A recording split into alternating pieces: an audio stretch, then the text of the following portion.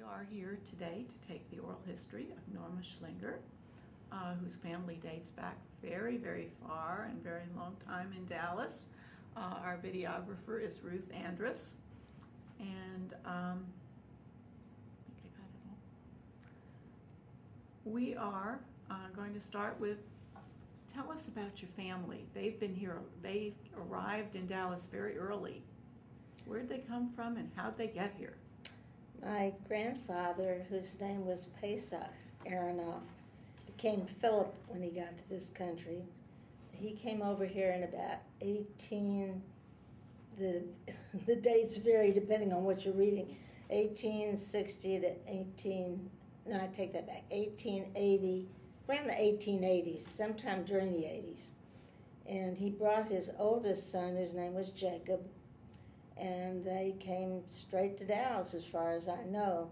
I'm sure they must have landed in Ellis Island, and I don't know how people got here from there, but they...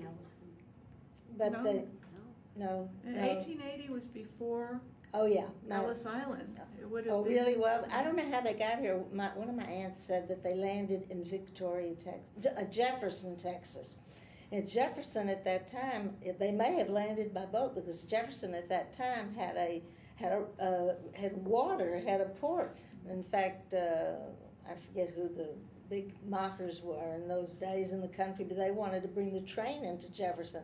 But then something happened. The log jam that had created the water there came apart and swoosh, out went the water. But at that time it was still there, so it could be that she was right. But she's the one who was born in this country, so she didn't have the knowledge of it. At any rate, he came over with his son, and they found a way to earn money to bring their family over, and that consisted of his wife, Sarah Esther, and his two sons in the order of their ages, Joseph, Joe. My father, whose name was Baruch, or Boris in Russia, became Barney in this country. Their eldest daughter was Rebecca, who was Aunt Beck, and their second daughter was Bertha, and their third daughter, who was born in this country, was my Aunt Mary. And they all were in Dallas. I think they had some relatives already living here because I remember some Weinsteins who were cousins of my father. But at any rate, they got here early. My husband's family got here even earlier, but I'll talk about them later. Okay. Where did they come from? They came from Russia.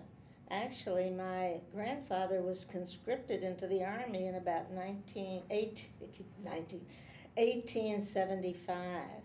And I don't know why he was able to then get married and bring family over here, but somehow or other he did. They say that a lot of people left because they didn't want to be conscripted, but I had his conscription papers, so.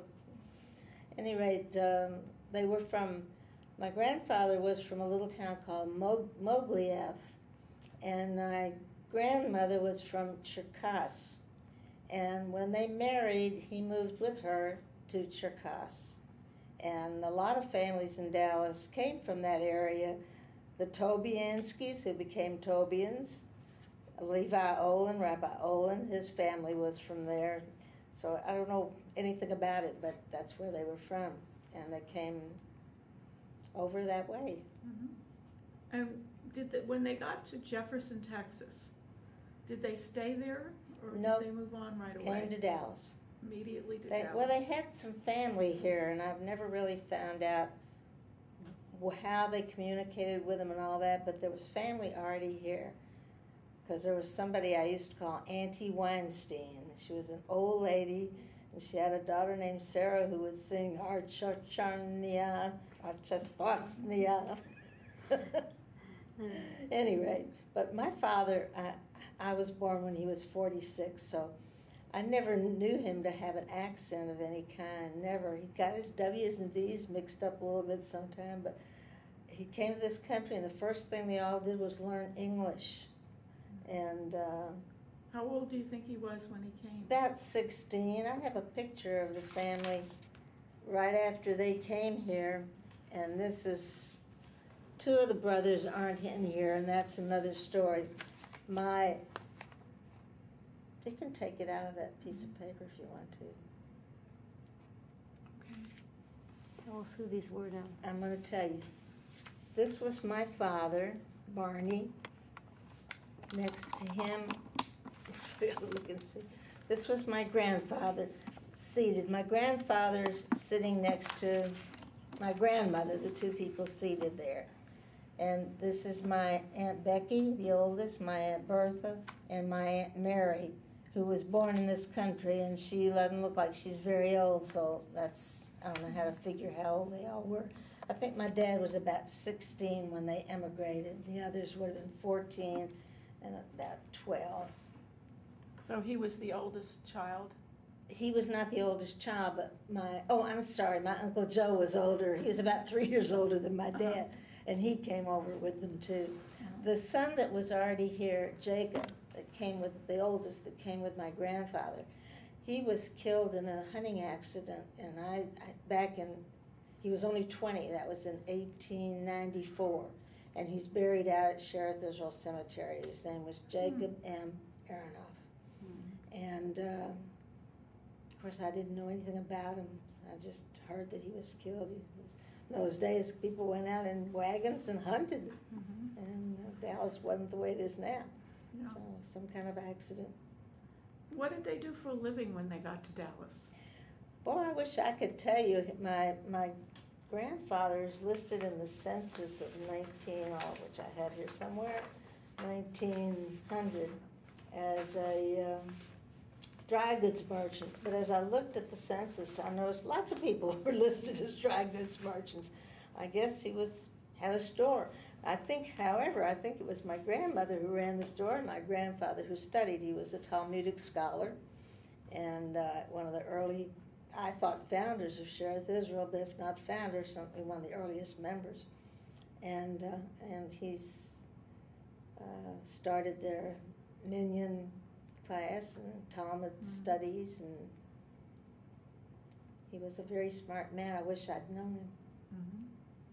But I think he did the studying and his wife did the working. And then did the children go to school in Dallas? Do you have any idea? Yes, they all went to school, and they all went to, I think they belonged to Sheriff Israel, but I think they were living closer to Temple Emmanuel. So I think some of them probably walked over to Temple rather than walk to Sheriff Israel, but I've heard that, but I don't know that that's true. And what point in history would that have been?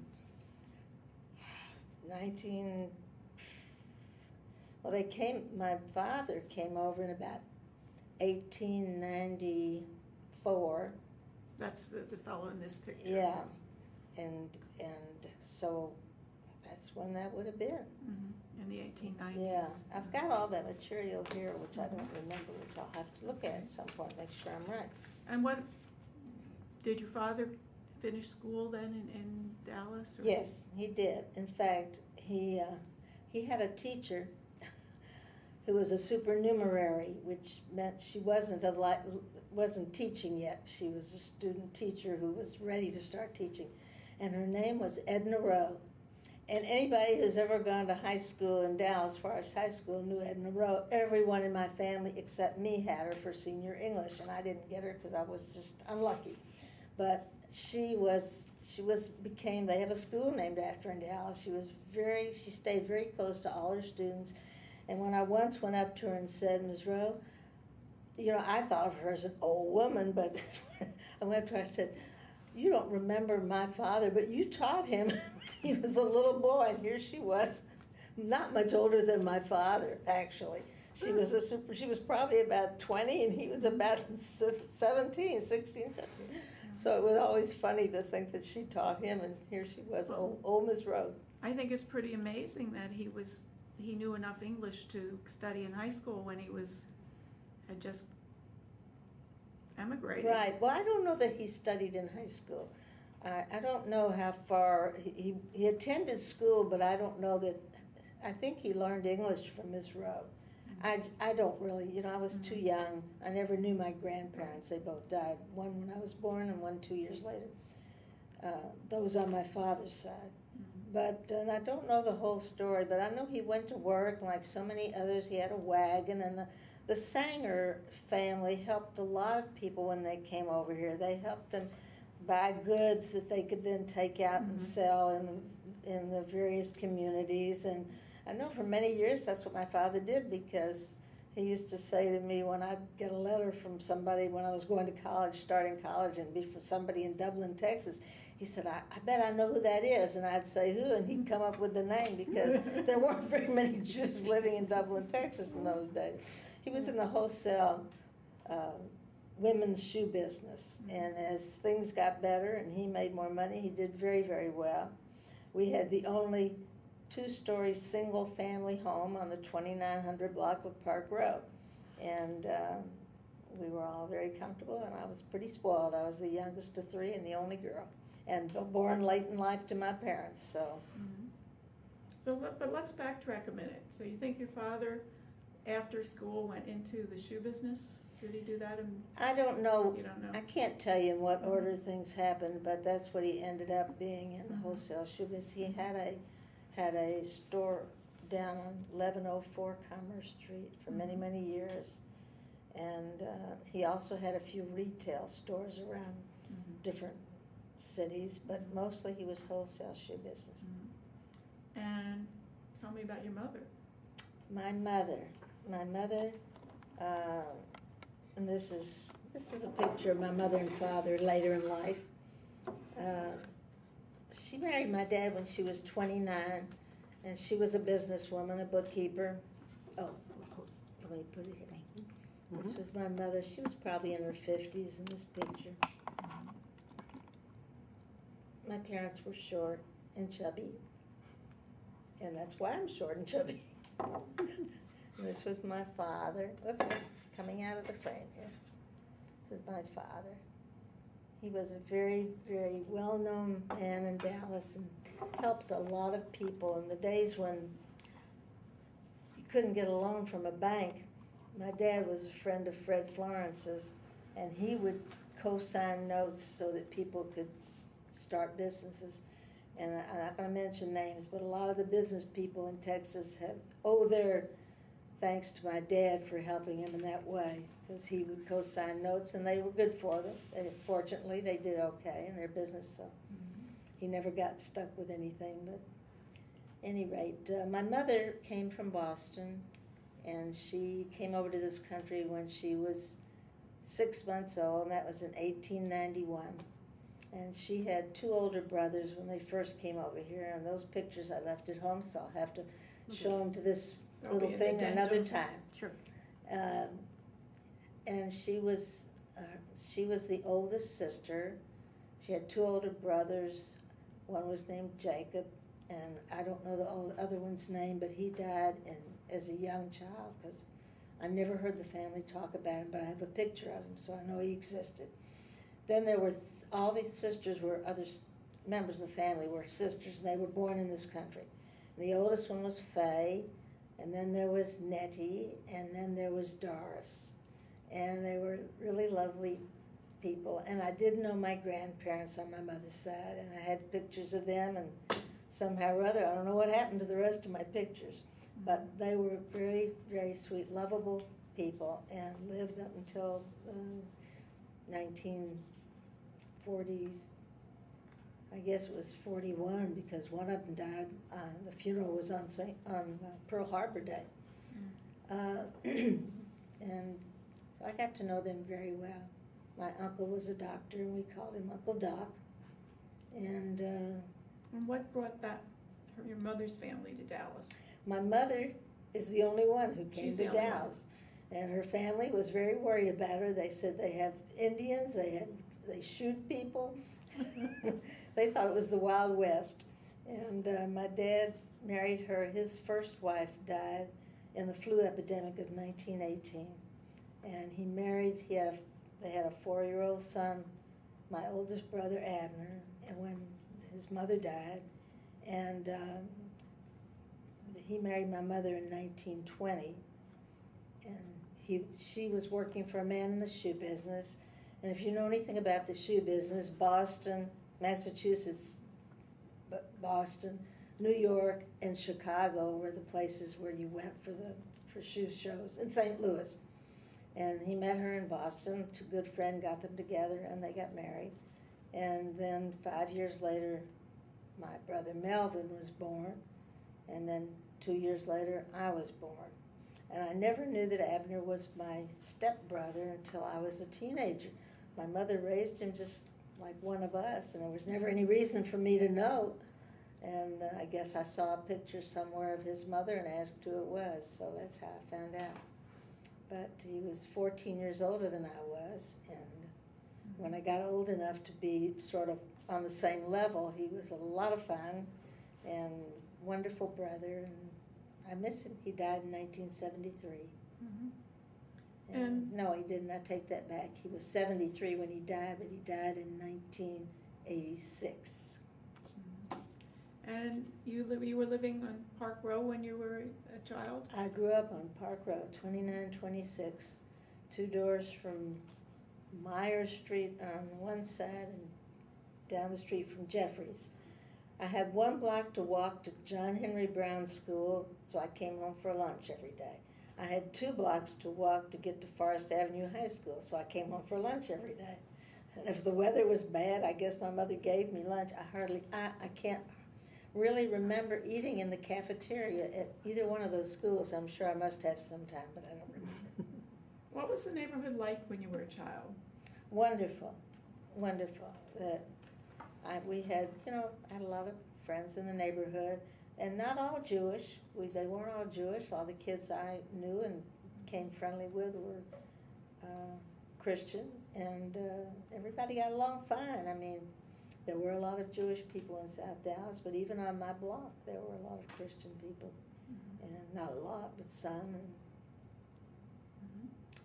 And what did you do for amusement as a child? Well, I had very bad asthma as a child, and so my amusement wasn't as much fun as I would have liked for it to be. When we went out for recess, nobody wanted to invite me to be on their side when we played sports. If they got me, it was because somebody had to take me. And but no, my family traveled every summer. We took long driving trips. Sometimes we caravanned with another part of my father's family, my Aunt Becky and her husband. And I have to tell you, at this point, maybe not just about me, but 13 of us cousins grew up in Dallas on my father's side of the family. Everyone married and had children. And we all graduated from Forest Avenue High School, with the exception of one who went there every year and then went to a military academy his last year. We all were confirmed at Temple Emmanuel by Rabbi David Lefkowitz. And starting a long time ago, because the oldest one, she'd be 100 years old by now. I was next to the youngest of the cousins. And there are only 3 of us left. My cousin Billy Aronoff, who's 96, my brother Melvin Aronoff, who'll be 85 on Saturday, and I'm 83. And the youngest cousin, Philip, died several years ago. So I'm the youngest cousin now, and the only surviving girl. And what year were you born? I was born in 1927 at Baylor Hospital, and when you I was were a pretty cute little baby. And when you were born, your parents were already living in Park Row, or? Yes, my dad built that house when he married my mother. He built it in 1920, and I'd like to say it's still there, but it was one of the earliest ones that got demolished for some apartment houses and that were put up. So can't go back and see the house where I grew up. Let's talk about your experiences in school. You went to grade school in the neighborhood? Yes, block away. I don't know, it was good. I started school very young. I actually started going to Temple Emmanuel kindergarten when I was 3, because my brother was 5. In those days, Temple had kindergarten. It was not required. There was no public school that had kindergarten, but Temple did. So he was 5, and I guess I raised a ruckus because I didn't want to go, or maybe my mother just talked him into it. But I went there, and so by the time I got to 1st grade, I could really pretty well do everything that they did. in those days they double promoted kids, so I got double promoted, and so I ended up getting out of grade school when I was 11 and graduating high school and going to college when I was 15. But in those days we only had 11 years of elementary education in Dallas. It's changed. How about in high school? Did you have any kind of special activities that you were interested in? Well, I was interested in school. I did well. As I said, I missed a lot of school with very bad asthma. I was in the hospital a few times with it. In those days, they didn't know what to do with asthmatic children, and it was, anyway, it was not a happy situation for me. My kids sometimes, my friends rather, had to help me get home from school, carrying my books. Anyway. But I joined clubs, Girls Public Speaking Club, and I don't know what other clubs, but I did well. I made the National Honor Society my last semester in high school, and for a kid who missed school a lot, I think that was pretty good. I was, when you're younger than everybody too, socially, I had a lot of trouble fitting in. So, I just didn't know some of those things that one knows. These days, kids that age would know everything, but I didn't. And then you said you started college and went to the University of Texas when I was 15. I wasn't 15 for very long because my birthday's in September. But in those days, they had a tri-semester system because the war was on. It was 43. And so we started like in August and went to a short semester. So we finished like 1.5 years in a year. So that's all I needed being young anyway. But I did well there. I stayed till I was 18, and by then I had taken all my required courses. So I know that was smart because I went back to college 35 years later, and I showed them my transcript, and I got in to the University of Texas at Dallas, and that's the time when they weren't taking anybody under the junior year. They just had junior and senior school out there. And that was in 1978. And took me 10 years, but I finally got my degree with honors, which I might not have done if I'd stayed in college originally. Now, what made you leave when you were 18? Oh, I don't know. I think that didn't know what my major was going to be. I was, I guess, not happy or something. I don't really remember, but I left school. My parents were always very supportive of me and anything I wanted to do. So I left school and I came home, and I went up to, I enrolled at SMU. And then I couldn't finish the semester because I was in the hospital, sick. So then my father invited me to come with him and my older brother to Chicago for a shoe business meeting.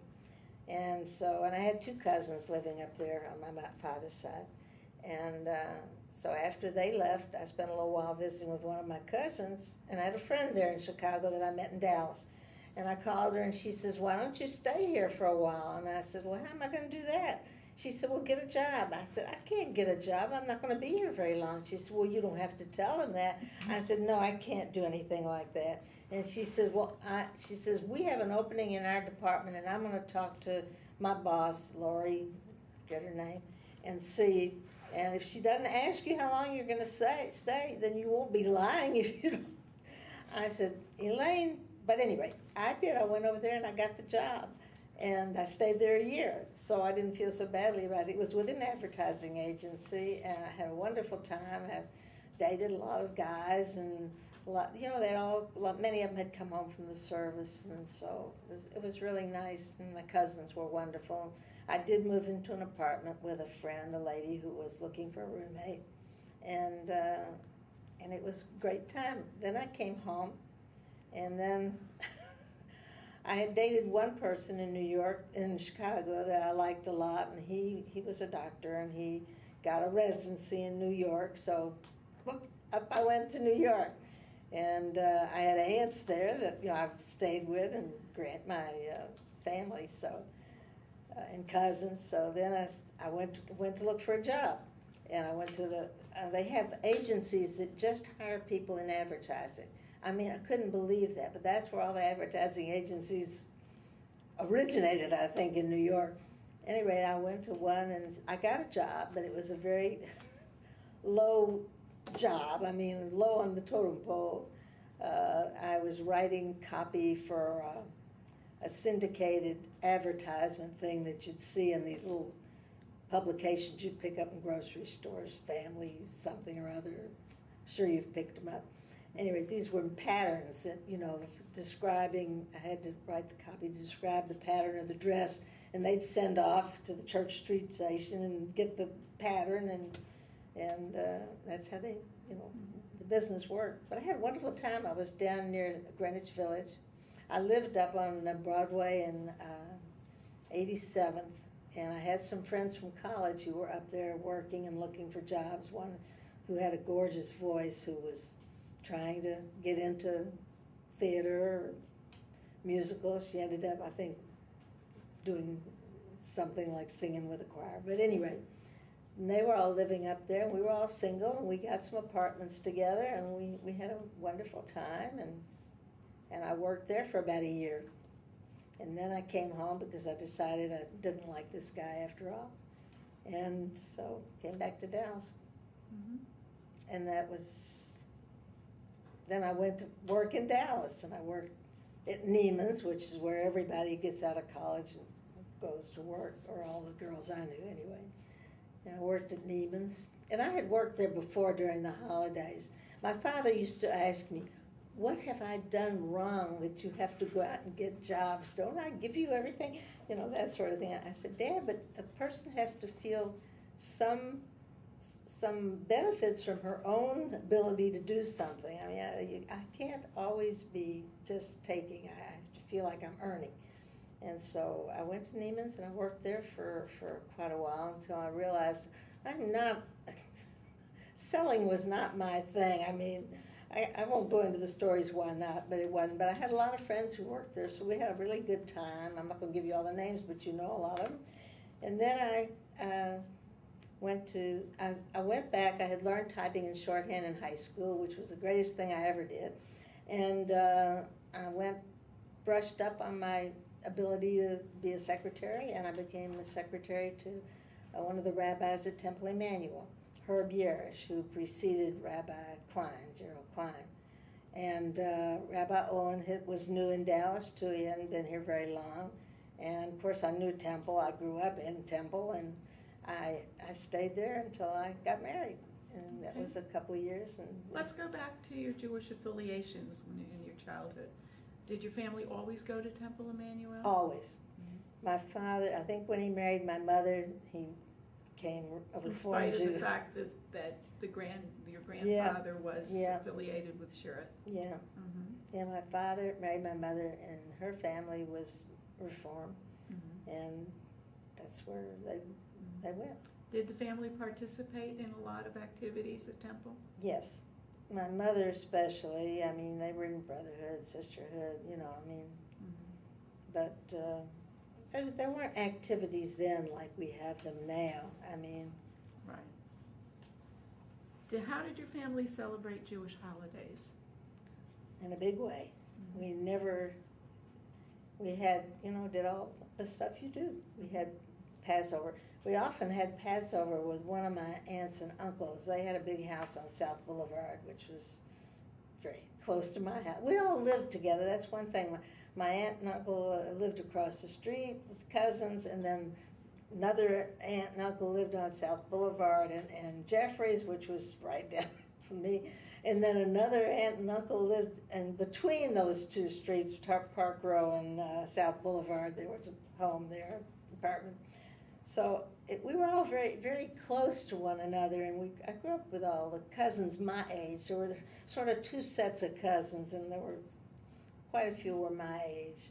Jack Sachs and Judy Balzer. These names wouldn't mean anything to you, but they were all the Aronoffs, Toby, Philip, not Philip so much, but. Did you attend Sunday school there?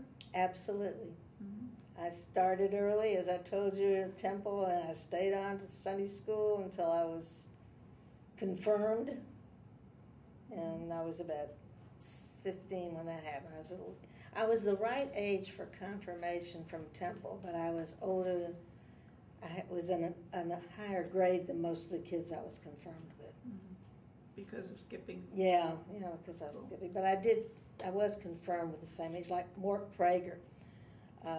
Mort and I were the same age. We went all through Sunday school together, and we were confirmed together. But he was a year behind me starting school. So, and most of the others were too.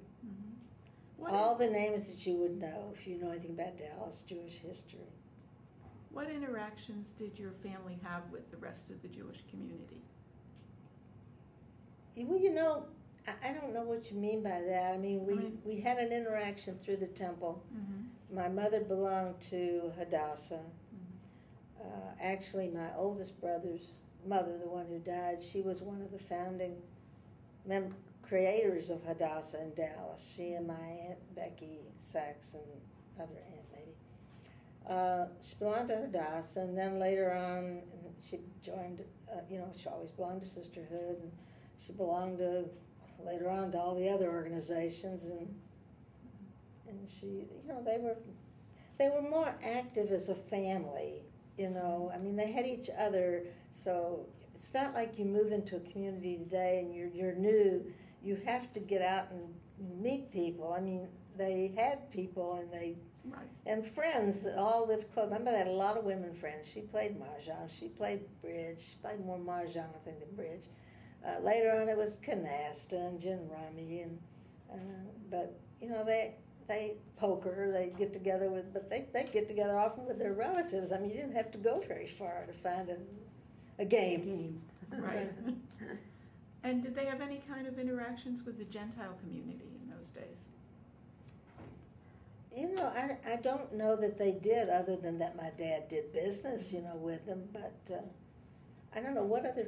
Give me an example of when they might have had reason to be involved. I can't even think of. People in the neighborhood, maybe, or yeah. I mean, we had friends who were not.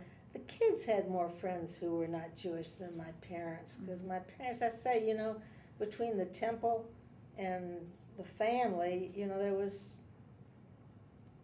wasn't.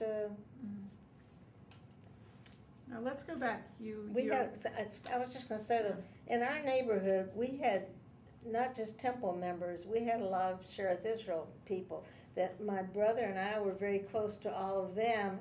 And I remember there used to be a little old man, somebody would know his name, and he used to walk down the street and stop at every house where he was tutoring the boys who were being bar mitzvahed.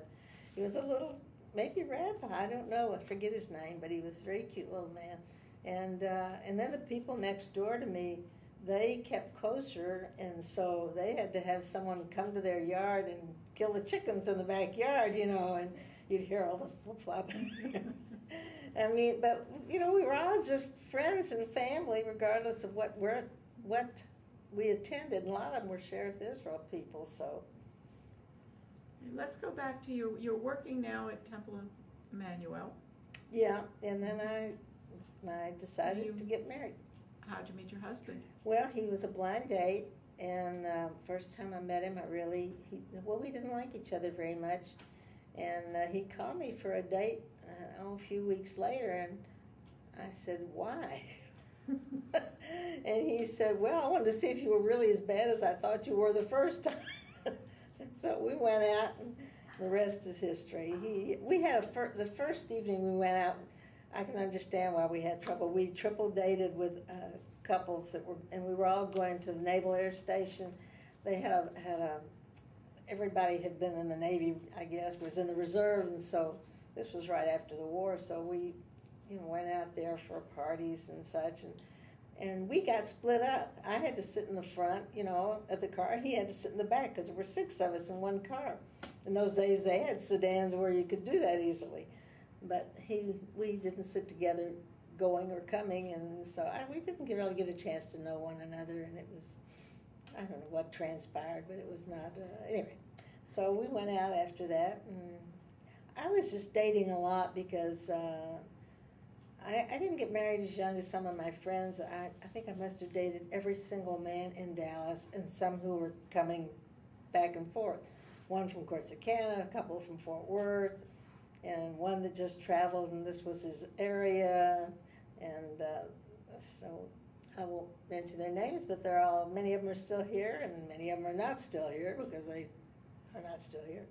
But I was having a wonderful time. I was not really ready to settle down. I had, this fellow in New York that I thought I was in love with, and when that ended, I decided I wasn't ready to think about anything. But my dear husband, Henry, the love of my life and the best friend I ever had, he convinced me to get married, and I said, oh, heck, all right already, I'll get married. Best thing I ever did. He was a lawyer who spent 4 years in the Navy and three and a half of those years in combat in the Pacific. And he wanted to settle down and have a family, just like so many of the men who came back after the war. And my brother was in the service, and my other brother was in the service. There are pictures of them, little pictures. But like I was saying earlier, my oldest brother was too old to be in combat, and my youngest brother was too young. They were both in the service. And when did you get married? I got married in 1950, and my husband came back from service 46. He finished law school in 47, and he was practicing by himself. And we got married in 1950, August 27th. And we'll come back to that in a couple Okay. minutes. But you had mentioned that his family had been in Dallas for a very Right. long time. Right. His great-grandfather came to Texas through Galveston. Not Galveston. I'm going to start over. His great-grandfather, whose name was Leopold Schlinger, came to Texas by way of New Orleans. He landed there in about 1847 or 46, I don't know, I've got his passport. And he met and married a woman named Regine Wolfe, whose family, according to some members of his family who still live here in Dallas, other members of our family, their family were traveling actors. Anyway, they married in New Orleans in 1848. They came to Texas, moved to San Antonio. They had their first son, Mayor, in 1849. They had a daughter, Rachel, in 1851. And then they moved to Cameron County, to Brownsville, Texas. Now, they were there during this. Now, my grandfather,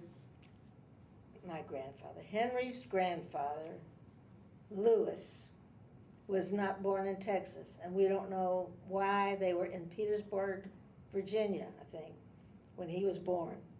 And there is some evidence from a letter that the family had from Regine and Leopold's daughter, one of their daughters, that the family lived in Austin and traveled. I guess they didn't. I don't know where they lived at the time. Maybe Brownsville, but they traveled up to Cincinnati, and they spent some time there. And I don't know why, but coming back, I guess they stopped and had a baby, and that was Henry's grandfather.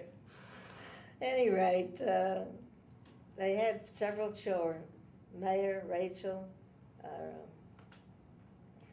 Can't think of their names right now. No, let me come back to that, because all of a sudden I can't remember their names.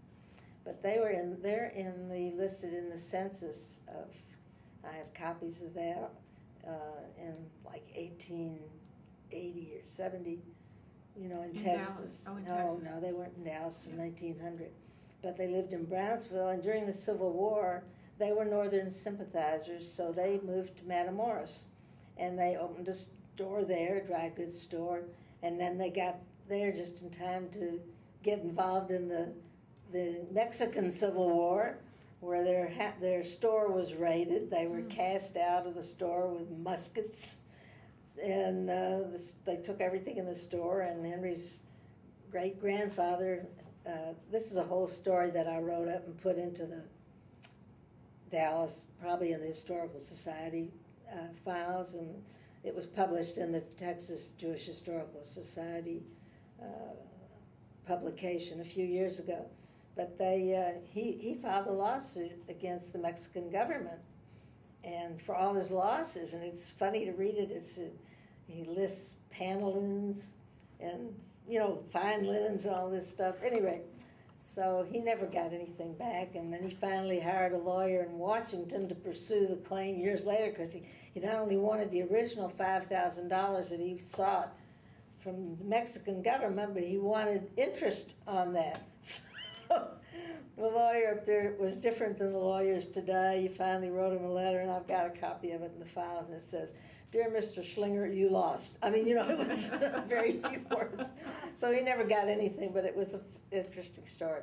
But they lived in Brownsville after the Civil War. They came back to Brownsville, and he was a county commissioner and held some various positions of some importance, and it's all in the records down there. And they moved to Austin in their later years, and Henry's great-grandmother, Regine, is buried in Austin in the Oakwood Cemetery. We had a hard time finding out. Someone told us they thought they saw her name there, so it was my sister-in-law Pauline and I went there and found the grave and had some help finding it, and someone took rubbings of it for us. And she was buried there, but alongside her grave there's a little monument that's not in the ground but has fallen over, and they leaned it up against her monument, which was quite large, and it was said S.B. Schlinger boy. Well, we looked in the records, and sure enough it was her grandchild, who was named Leo after her husband, Leopold, and he had died and they were buried together. But Leopold lived longer than she did, and he's buried in Galveston, where his daughter Rachel Weinberger, the Weinbergers, lived. It's a long, wonderful story about the family, but they lived all over Texas. They lived in Waxahachie and Dublin before they came to Dallas, Henry's grandparents. His name was Lewis, and her name was Hannah. And she was from an old Texas family, the Cutners in Waco. They're both written up in the book Deep in the Heart, that you can look at. But anyway, they were here for a really long time, and they came to Dallas around 1900. So Henry and his 3 siblings, and me and all of my siblings and cousins, we made up about 17 people who were confirmed from Temple and graduated from Forest High School. So I married a Dallasite, and that was... Did you know each other as children? No, because he's 7 years older than I am. I knew his brother Fred, who was a year older than I was. And I never knew Henry, and he had 2 older sisters. And of course, they're all gone now. And but they were a close family, and they lived in South Dallas on Pennsylvania and Wendelken, and then everybody moved north. Now let's go back to when you first got married. Where did you live? We lived in an apartment on a street that's no longer there, but it's in what is now Inwood Village. We lived there for a year until I was getting ready to have a baby. Let's face it, we were going to wait, but 6 weeks was as long as we waited. So I had a baby 10 and a half months after I got married. And we lived on Bordeaux. There were some lovely studio apartments there. And we lived there, and we had family living there that we were close to who were having babies at the same time. So it was all, got a lot. I had a lot of friends from over there who I have known for all my life now. And then from there, we bought a house on Rex Drive, which is not too far from where I live now. Originally, it was on Rex and Daisy. I said, my gosh, it's going to sound like we're living in a doghouse between Rex and Daisy. But Daisy became Royalshire. It wasn't even paved when we bought our house, but it became Royalshire, which is a big, street that people transverse to get where they're going. Yeah. Traverse, not transverse, traverse. Okay. And which child was it that was the first one? The first of my children was Hank, Mm-hmm. and then Paula, and then Barney. And they're all in this picture, which was taken at my 80th birthday 3 years ago. Okay. Can you These tell are us who they are? Let's see, starting on the left is my son-in-law, Jim Gerhardt. Sitting below him is my granddaughter, Regina Gerhardt. There's another picture of hers grown up now. Well, I'll show you that in a minute. And next to her is my daughter, Paula.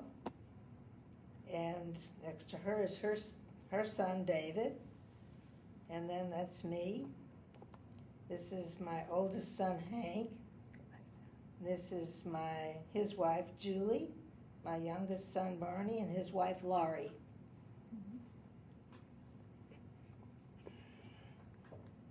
And how many grandchildren do you have?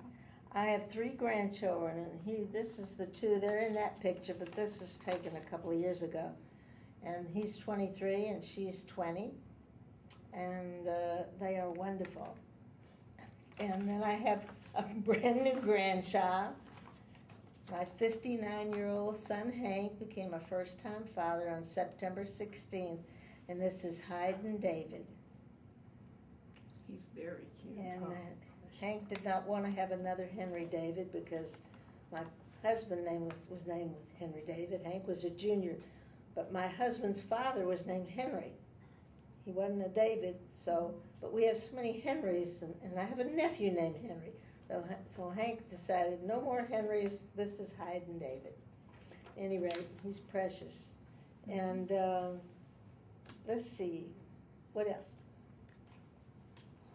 When your children were growing up, did they have the same sort of activities that you did? What was different about the Different times. My oldest son was very much into music. He had a combo, and he was making money with his combo in high school before you can imagine. I mean, they made enough money for them to buy equipment and amplifiers and all that stuff. So school was not that important to him, and he got out, but it was a wonder. And then my daughter Paula, school was easy for her, and she was in all the stuff that you do in high school, the drill team, and although if you didn't get into drill team, you practically commit suicide. It was awful. And I shouldn't say that because today that's not a subject we discuss. But no, it was very important for the girls to get into drill team, and she hated it. I mean, after a year, it was getting in that was important. I mean, you're one of the girls. But she went off, she got a National Merit Scholar commendation. She did very well. She went off to Smith College, and Hank got into some college, but didn't stay there long, and came back, went to North Texas. And my youngest son, Barney, went to St. Mark's from the time he was 6th grade. He was a gymnast, and he was also a diver, and I thought would give him more opportunity to develop that stuff.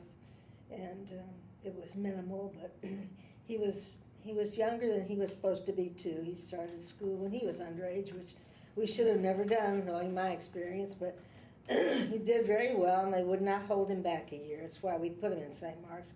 They said he did too well on his test to put him back. So he ended up going to school in Boston, Tufts. Got his undergraduate degree there, and then got 2 graduate degrees there. And then Hank eventually graduated, got his undergraduate degree from SMU, his graduate degree his master's degree from SMU, and then his PhD from Western Michigan. And Paula graduated from Smith College, then went to Oxford and did her graduate work. So they all turned out okay, in spite of what the worries. Mm-hmm. And they were really terrific kids. They don't live here, though. Another tape. Okay. Let's talk about Dallas, the city. How has the city changed since your childhood? You have an hour or two. The city has changed a lot. It has changed in ways that affect me personally because I was, used to being able to get around walking every place. We even walked downtown from South Dallas. We walked to the Fair Park. It was right there. The circus set up right near our house. I mean, you didn't have to go far to get places. And then as Dallas started growing, it was more difficult to get around without having a car, without, even the transportation. I used to take the bus and then transfer to the streetcar.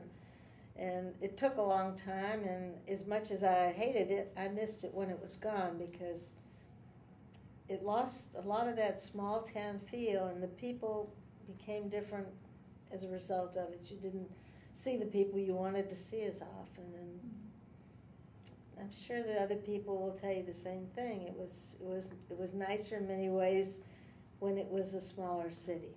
How about the Jewish community? Well, the Jewish community spread out too, and my kids were involved. We lived in North Dallas, but they were involved in Jewish things. My daughter was very involved in DAFTY and TOFTY, the organizations for teens at Temple, and the state TOFTY, and then she went to the Jewish camps up in Warwick, New York, a couple of summers, and she was not involved with BBG, and neither were my sons. Well, my youngest son was nominated to be a beau or something, and it was one of the things, but I don't think he was involved. At St. Mark's, it was not as easy because even though there were a lot of Jewish kids, everybody lived all over the place. There was nobody who necessarily lived in our neighborhood, which is one of the bad things about a private school. But what was the question? I forgot what I was saying. Oh, I think you covered about the Jewish community being different today. Yeah, and as I said, my kids, we always celebrated all the holidays. We never had Christmas. There was never, and nobody ever missed it in my family. A lot of Jewish families did, had trees. I had a nephew in Fort Worth. If he didn't have a tree, he'd have a tantrum, and believe me, that was not fun to watch. So, but we never had it, and I don't remember ever needing it or wanting it. It was just not something we did. But in school I sang Christmas carols. I loved them. I still like them. And I'm sure they had a nativity play. I don't remember, but we didn't raise a ruckus about it. It's just the way it was. And they did their thing and we did ours. And you sang in the choir. I've sung in the Temple Emmanuel Choir for over 50 years, but right now I've retired somewhat. I just sing for the holidays. My voice is changing in midlife. Sounds pretty good to me. You sound excellent. Okay. And what are you most proud of? In what way? In any way. I guess I don't know. I'm most proud of my husband. Mm-hmm. So you don't want to bring tears to my eyes. No. He was the greatest thing that ever happened to me. That's wonderful. He had heart trouble for 29 of the 38 years we were married, but he never stopped living and practicing law and being involved in the community. He was president of Jewish Family Service. He was president of Temple Emmanuel, president of the Brotherhood, president of Dallas Bar Association. He was very involved in the State Bar Association. He was president of their foundation.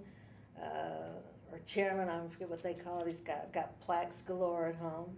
And as a result of his early demise, he was, the Temple has established the Henry D. Slinger Ethics Symposium in his memory. I didn't do it, my family didn't do it. It was done by the board of the Temple. I'm very proud of that. And you can contribute to it, but it was endowed originally by the Temple in his honor and his memory. And he's been gone 22 years, and I still miss him. Thank you.